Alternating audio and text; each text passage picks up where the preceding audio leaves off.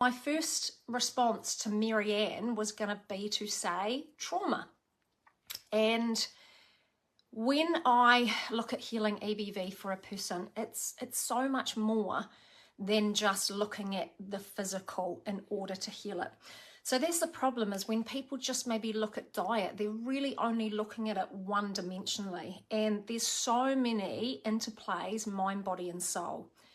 And Epstein-Barr virus represents, it's symbolic of a lifetime of stress. And it is to do with why it built up in the first place.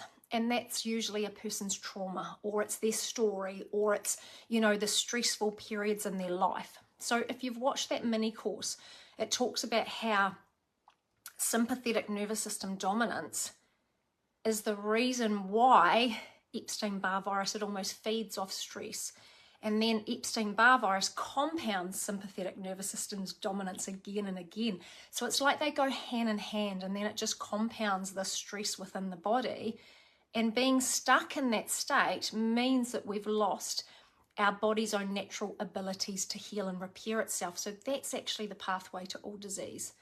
So that's why Epstein-Barr virus, as it, you know, increases in a person's body and pushes them further and further into stress, it's why it's like that pathway. It's just this decline continuously for a person. And it's why then there's all these questions about different health concerns and different health issues. Could Epstein-Barr virus be causing this? Well, yes, it's created that landscape, that disconnection, that dysfunction for structures to compound more and more and more and more stress and to become overrun. And then you end up, you know, with so many different health concerns. But the trauma is definitely something that needs to be addressed for a person, because that is healing someone's life. So you actually have to heal that catalyst and the reason why it built up in the first place. And even though I've created a program and a process to address EBV, like multi-dimensionally, you know, mind and then body and then soul, each person's story will be really, really different. And so it's like I've got to hear that information, or I've got to heal their triggers, or what were the things that kind of kept pushing them into stress. And sometimes those conversations are hard, because based off some of these questions, I don't know what someone's done to kind of do some of that trauma work or heal themselves.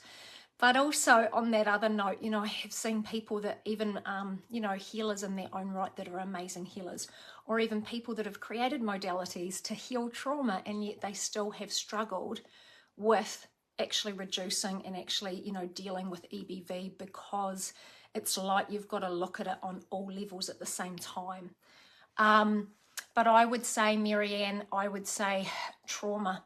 The thing is, you also said I'm spiritual and meditate. You know, a lot of people do meditate and do those things, which is fantastic. Please don't, I don't want to be saying, you know, not to do those things. Anything that supports, you know, quieting the mind and trying to do that reconnection. But what happens is, when neurological structures are holding that much stress, or compromised also by Epstein-Barr virus, it almost holds them in a place where they can't even attune or hold higher vibrational frequency, which throughout the healing process that I would conduct, it's like, in order to expand someone's consciousness or have them kind of transform their life or transition again, it's always re-engaging, you know, their body's own natural healing responses, and it all comes from the neurological structures. And so in order to elevate someone's consciousness, you have to heal their brain structures enough to be able to hold higher vibrational information, which that, you know, everything is frequency. And